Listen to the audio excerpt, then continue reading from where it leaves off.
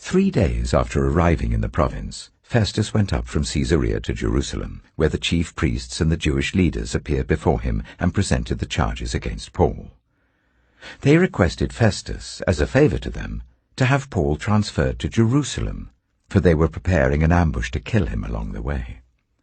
Festus answered, "Paul is being held at Caesarea, and I myself am going there soon. Let some of your leaders come with me, and if the man has done anything wrong, they can press charges against him there." After spending 8 or 10 days with them, Festus went down to Caesarea. The next day he convened the court and ordered that Paul be brought before him. When Paul came in, the Jews who had come down from Jerusalem stood round him. They brought many serious charges against him, but they couldn't prove them. Then Paul made his defense. "I have done nothing wrong against the Jewish law, or against the temple, or against Caesar." Festus, wishing to do the Jews a favor, said to Paul, "Are you willing to go up to Jerusalem and stand trial before me there on these charges?" Paul answered, "I am now standing before Caesar's court, where I ought to be tried. I've not done any wrong to the Jews, as you yourself know very well. If, however, I am guilty of doing anything deserving death, I do not refuse to die.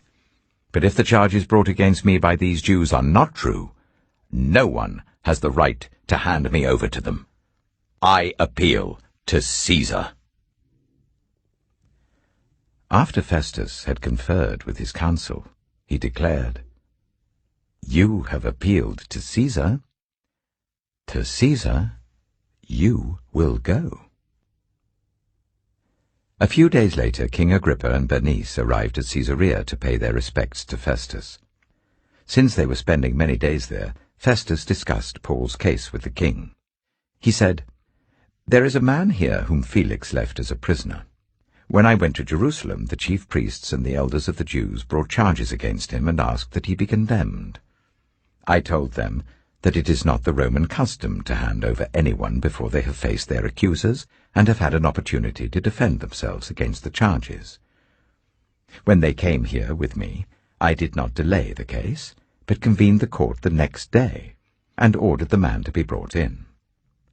When his accusers got up to speak, they did not charge him with any of the crimes I had expected.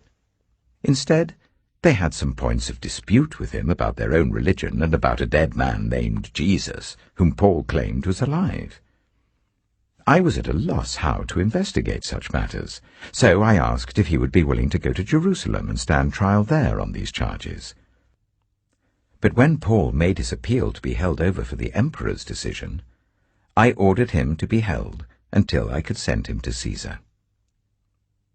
Then Agrippa said to Festus, "I would like to hear this man myself." He replied, "Tomorrow you will hear him." The next day, Agrippa and Bernice came with great pomp and entered the audience room with the high-ranking military officers and the prominent men of the city. At the command of Festus, Paul was brought in. Festus said, "King Agrippa, and all who are present with us, you see this man.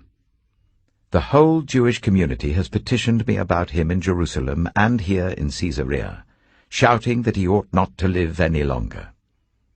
I found he had done nothing deserving of death, but because he made his appeal to the emperor, I decided to send him to Rome.